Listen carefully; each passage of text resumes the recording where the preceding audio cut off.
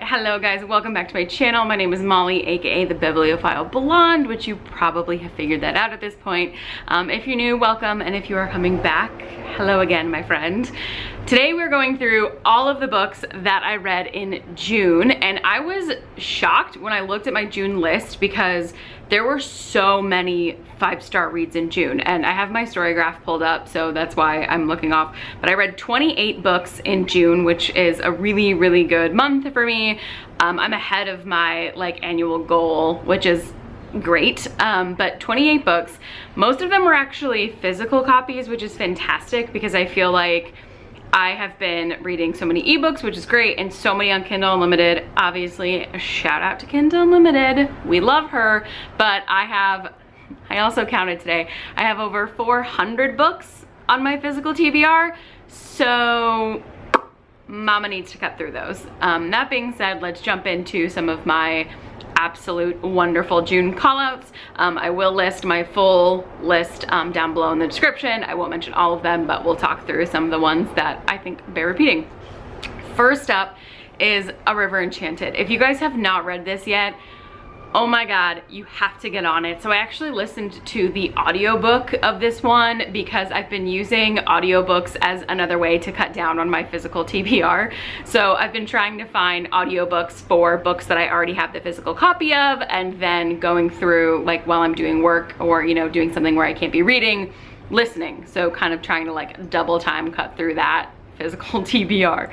So A River Enchanted, audiobooks are great, but if it doesn't pull me in, sometimes I will struggle, but I feel like this absolutely sucked me in, and the audiobook was fantastic. The narration was really good.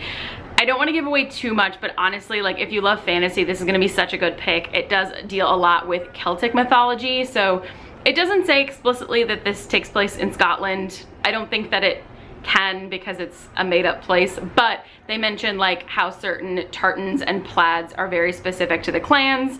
There are clans, which 100% those things are Scottish, so deals with a lot of Celtic mythology. We have fairy, we have fae.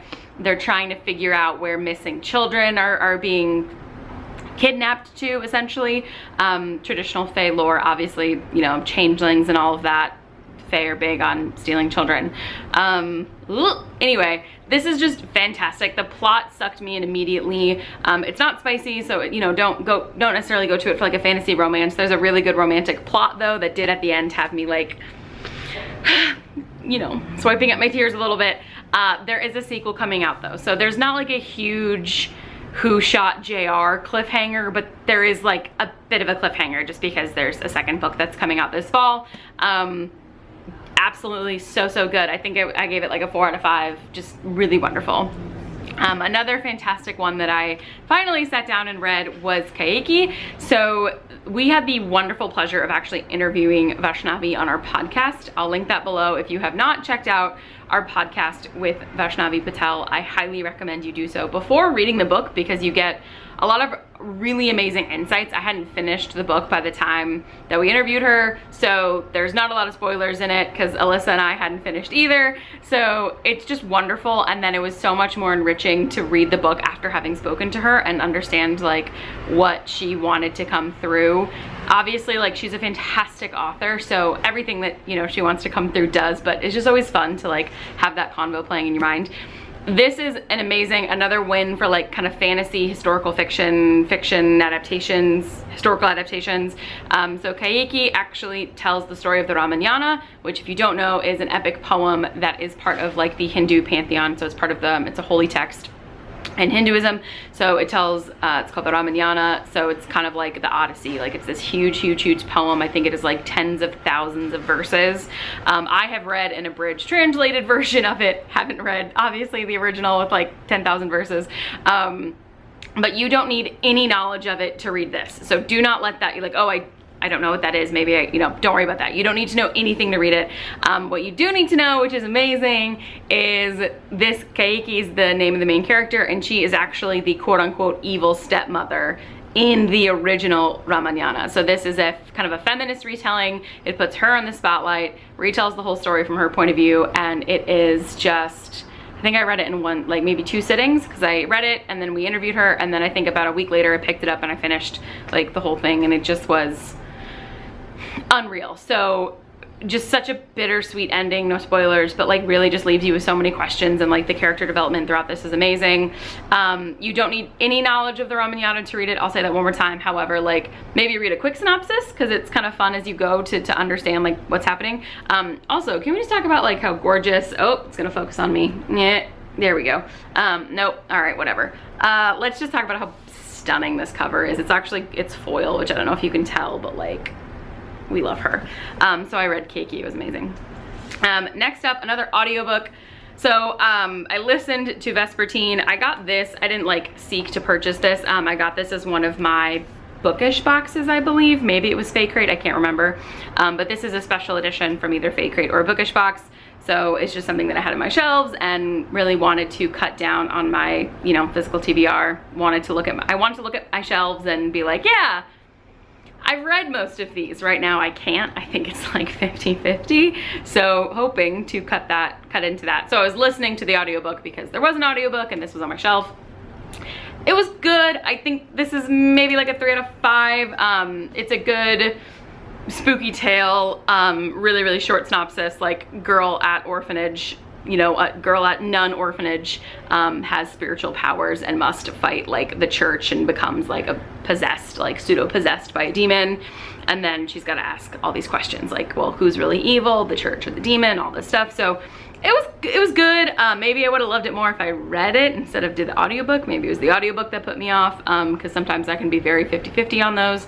So overall, I think if the synopsis sounds good, go for it.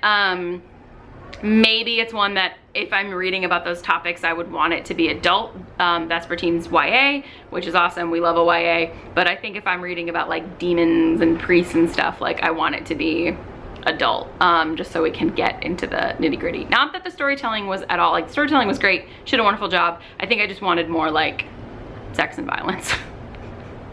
Isn't that a great review? I'm so sorry. Moving along swiftly. Next was Elektra, and like, holy mother of tabs. Like, there we go. That's like somewhat better. I'm like looking at the viewfinder, I'm looking at the book, I'm all over the place. So many tabs, so many underlines. Elektra, amazing. Obviously, Jennifer Saint is an auto buy for me. She does incredible Greek retellings. Elektra, so obviously there have been 1.5 million retellings of Troy and the war on Troy, and you know, like the Odyssey. There's been so many of those, but this one really, really stands out because it follows Elektra, who is the daughter of King Agamemnon. It follows Elektra's mother, Clemestra, I'm gonna like probably pronounce all of these wrong, and Cassandra. So Cassandra is a princess of Troy who is cursed by Apollo to always have accurate prophecies, but no one will ever believe her. So she goes mad because she's running around saying like Troy's gonna fall, and all of her family is like, girl, you're crazy. No, they're not. Also, she was cursed by Apollo. She was a priestess of Apollo, but she was cursed by Apollo because she didn't want to fuck him.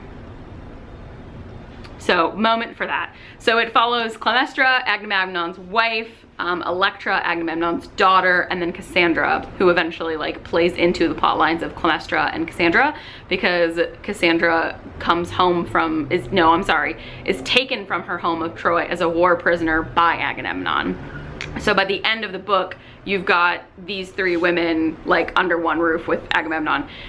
This was devastating, and I mean that in the best way. Like the prose is incredible. Like you saw how many underlines I have, but the thing that's amazing, and this is no spoilers, like you've got to read it to get the full breadth of how impactful this was, is you have, and like no spoilers because it's the Trojan War, so like we all know the plot of that. But when Agamemnon sacrifices his oldest daughter so they can get wind to sail to Troy, Clemestra is murderous. She's like, I'm gonna kill my husband. That is my #1 goal. Like, he murdered my daughter. He murdered our daughter. I'm going to kill Agamemnon. So then you have like this 10-year thing where she is just like planning her revenge for her daughter. And I support women's wrongs. But then you have Elektra, her other daughter, who thinks that Clemestra is just a bitch, because her dad, Agamemnon, left, I think, and I'm making some inferences, but it sounds like Agamemnon left when she was like at that like maybe, you know, 7, 8, 9-year-old age where, you know, like there's like hero worship with her dad. So in her eyes, her dad can do no wrong because she hasn't seen her dad in years and years and years. And when he left, she was obsessed with him because they were like best buds. So she kind of like almost stays in that mentality of a child this whole time of like, my dad's perfect. Like, my mom's a bitch. She's ignoring us to focus only on her revenge plot. Fuck my sister. Like, I guess she doesn't really care that her sisters died. And then you have Cassandra, who, you know, is brought back from Troy and deals with Clemestra and Elektra. So this was fascinating, really, for those dual POVs of Clemestra, who's like, I'm going to kill my husband, and Elektra, who's like, I want to kill my mom. My dad is great. And the whole time I just wanted to shake Elektra, like, your dad's a dick, but like she's just stuck in this thing of like, he's perfect, he's my dad. So the dual POV of like mom and daughter is like so good. So just, you know, go check that out. Elektra, it's amazing. Queen of Dragons, I also read Dream Thief. So Dream Thief is 2 and Queen of Dragons is 3 of the Smoke Thief series by Shauna Abe. If you haven't read these, there's amazing. There's 5 books, completed series, really quick reads, fantastic Regency dragon shifter romance. So all the things you love in Regency, all of the petticoats and all of the language and all of the my honor and all of that stuff, in addition to dragon shifters, is fantastic. Dream Thief was probably my favorite couple. I liked Queen of Dragons, but I think Dream Thief kind of remains my second. It remains my top favorite. You can read them individually, but like they all kind of follow different people in, maybe don't, actually, I take that back. Like, it's just best to read them in order. Otherwise you'll find spoilers for other ones and it's a whole thing. So if you are looking for a excellent Regency shifter romance, this is the one. I don't feel like these are talked about a lot, and they're a really great series if you're just like jonesing for a good fantasy romance read. You want dragon shifters. Again, you want Regency, which is super fun. I will say, number one thing is they are spicy, but it's like Regency spice. So it's not gonna be like a Kindle Unlimited Mafia read where it's like really explicit. It's on page, like there's no fade to black, but it's, you know, there's a few more euphemisms and a lot more talking about what it feels like emotionally when it's happening, as opposed to like, you know, play-by-plays. So they are spicy, they are romances, but just know like what kind of spice you're getting into. Next, Our Violent Ends. I'm super late reading this one. I read Our Violent Delights a while ago, and I think this came out almost a year ago. Really beautifully done. I'm a sucker for a Romeo and Juliet adaptation of any kind. I think a 1920s Shanghai setting for this is so good. Anyone who's a fan of Romeo and Juliet, this is such a good one for you. Even though you know, obviously, the plot of Romeo and Juliet, like, it still kept me guessing until the very end, because I was curious what Chloe Gong kept and maybe what she tweaked. So just that ending, the ending of this is like so good. And I don't want to give any spoilers, but like, if you've read it, you know, like, it's almost a choose your own ending, but it's not. But it's so good. The prose is beautiful. I think my one issue with this was I felt like sometimes the plots got a little complicated, just because not only is there the star-crossed lovers plot, but there's the gang versus gang conflict. There's also political conflict, and then there's also like almost a sci-fi conflict with like these monsters that are kind of taking over Shanghai. So there's like several different conflicts, and I kind of just wish she would have kept it to like the gang war, maybe with a little bit of political influence, etc. There just were like multiple conflicts, and sometimes I had a hard time picking up with like, okay, what's happening? Wait, hold on. They work for who now? And like, you know, some of that maybe just was on me, but you know, whatever. Next up was The Warlord by Gina Showalter. So this is a paranormal romance through and through. She is spicy, she is graphic, she is in detail. So she's a spicy read. I know Gina Showalter is like a queen of paranormal romance. She has put out so many books. I think this was a solid like 3.5 out of 5 for me. We did this for book club, so you can join our Patreon book club in the description as well. So super fun. We got to talk to all the girlies about this as we went. Kind of every single week we had a convo about it, and then this week probably actually today when this video is going live, we're gonna have a Zoom chat about it. We're gonna talk about the Warlord. The premise of this is fascinating. So the Warlord, whose name is Rock, his people are cursed. So every 500 years, he has to marry a virgin, and then after 30 days, sacrifice his virgin bride. So he has to marry a virgin, and then they can't sleep together for 30 days. Why you would want to like sleep with someone who is, you know, kidnapped you and is gonna kill you in 30 days, I don't know, but they can't do that. And then he kills a bride. He, of course, has met his match. So he meets a harpy who is training to become a general, and a general's like queen of the harpies.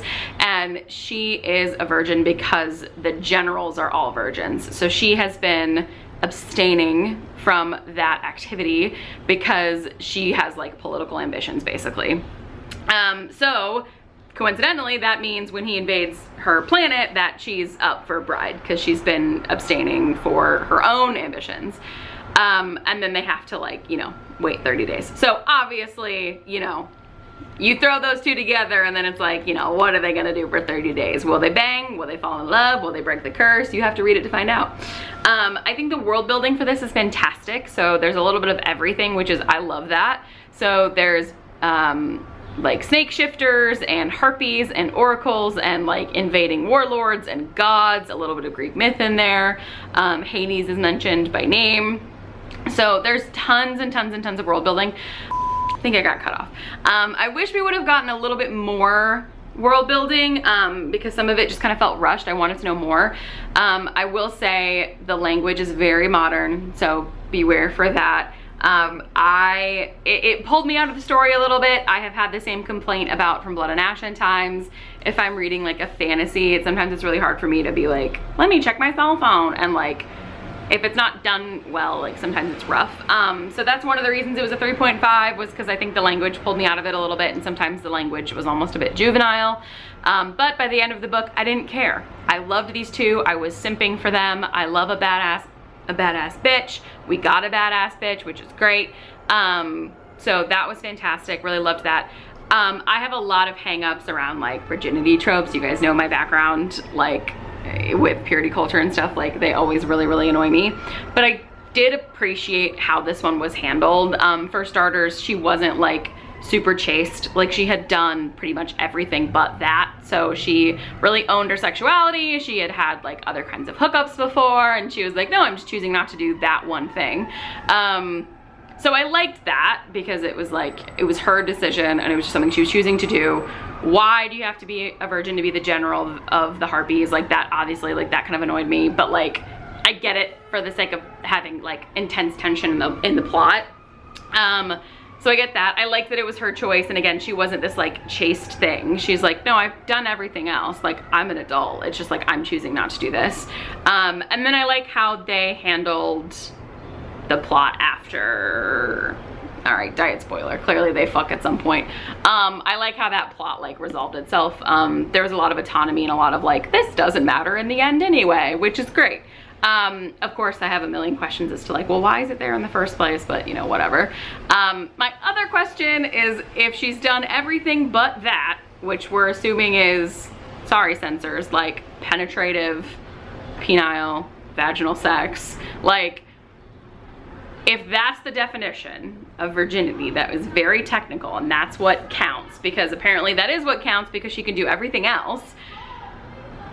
That means that this is contingent on, one would assume, a lady's barrier, if we're gonna use Regency terms. If this massive man who weighed like 275 pounds and is like 6'6", if he is, I'm so sorry to the YouTube censors, but like if he is like 3 or 4 fingers deep and this dude is like fucking massive, I'm sorry. That would like that would. All right, you know what? I'm moving swift. I'm moving along. We're done now. I'm moving along. Keeper of the Night. This was another audiobook. I think this was a 3 out of 5 for me. Really cool magic world, really cool character building. Basically, our MMC is half British and half Japanese, and she essentially is a reaper. She's a death god. It kind of covers the story of her finding you know, her place in the world because she feels like she doesn't fit either, in either world. Yeah, so it's half British Reaper, half Japanese Shinigami. So she's trying to basically, there's a force of events causes her to leave England, go to Japan, trying to find her mom, and then discover who she is and kind of find her place in the world, with, you know, her identity feeling like she's kind of neither one or the other, that kind of thing. So really, really beautiful arc there in terms of character. It lost me at some points, but again, I listened to the audiobook, so I can never be sure if that's an audiobook thing or a book thing, but really, really well done. Beautiful, beautiful character arc from the main. Really wonderful to read. And then maybe last one to note, so I read Ashes of Firebird. You guys have like probably already heard me talk about this one. So good. Kaikeyi the Firebird is one of my favorites. This is absolutely one of my favorite series. It's still currently coming out. I'm not gonna talk too much about this one because I did talk about it in my halfway through the year wrap up. Excellent, excellent, excellent. Truly one of my favorites. My warning for this one is that there is a cliffhanger and the next book doesn't come out until March. So if you haven't, you know, if that's a thing for you, then wait. I like to sit in agony because then I feel something. So I read it. Yes. Anywho, the only thing that I will say, ebook worthy mention, was I read Titan, a daddy gargoyle dom romance. So monsters, daddy doms, BDSM. Yeah, I had this one pre-ordered. You just check out the cover art there. Yeah, it was really good. Highly recommend. Okay, thanks, bye.